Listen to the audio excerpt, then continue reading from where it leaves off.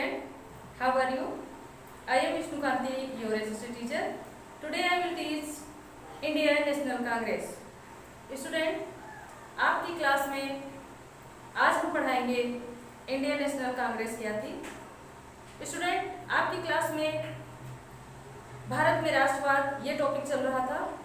राष्ट्रवाद की भावना किस प्रकार से पनपी लोगों के अंदर, ऐसी क्या सिचुएशन थी जिससे कि लोगों के मन में राष्ट्र के प्रति इतना अगाध प्रेम उत्पन्न हो गया। बच्चों, आपको हम बता दें, इसके पहले हमारा देश अंग्रेजों का उपनिवेश था। अंग्रेज हमारे यहाँ बहुत शोषण कर रहे थे। उनका मेन उद्देश्य था हमारे देश में शोषण करना।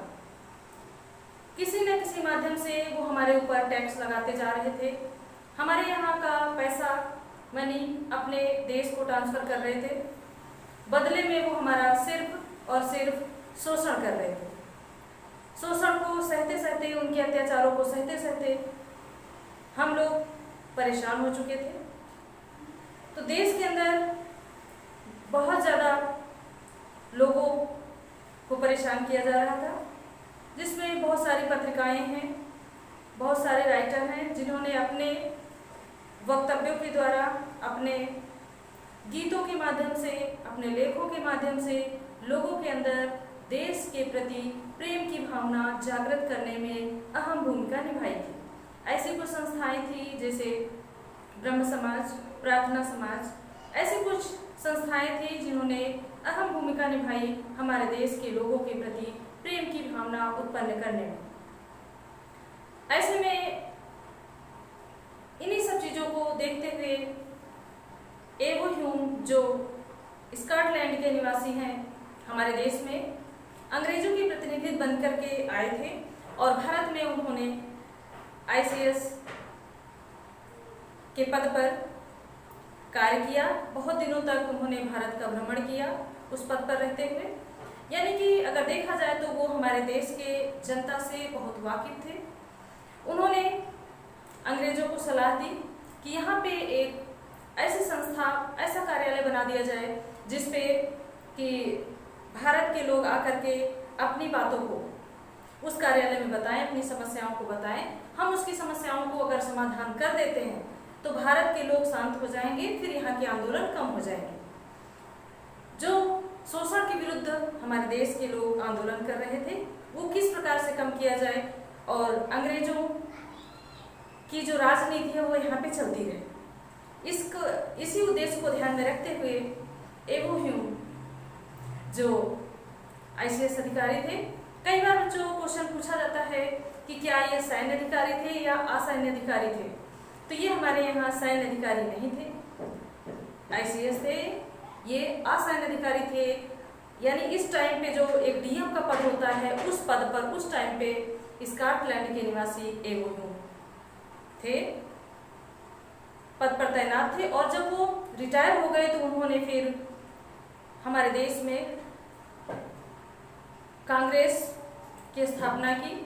इसके पहले इसका नाम इंडियन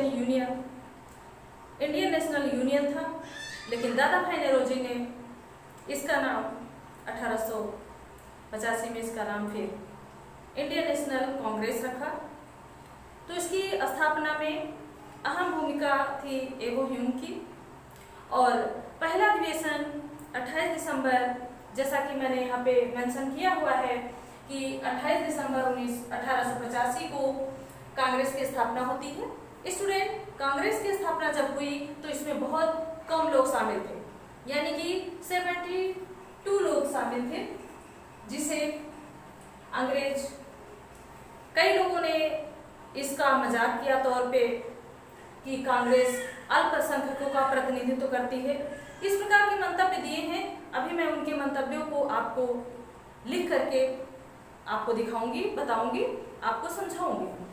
उसके बाद इस जो अधिवेशन हुआ था ये बंबई में हुआ था। बच्चों, इस अधिवेशन को होना था पुणे में, लेकिन चूंकि उस टाइम पे प्लेग की महामारी फैली हुई थी, इसलिए यह अधिवेशन पुणे में न होकर के मुंबई में हुआ था। स्टूडेंट, उस समय इस अधिवेशन के अध्यक्ष थे व्योमेश चंद्र बनर्जी, WC बनर्जी इसके अध्यक्ष थे। बच्चों, उसके बाद अधिवेशन होता है 1886 में, 1886 में, जो कलकत्ता में स्थापित किया जाता है। और उस अधिवेशन के अध्यक्ष दादा भाई नौरोजी बनते हैं। और दादा भाई नौरोजी एक पारसी थे।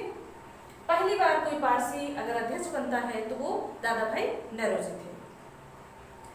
ओके स्टूडेंट, उसके बाद ये दादा भाई नौरोजी जितने भी कांग्रेस के अधिवेशन हुए, स्टूडेंट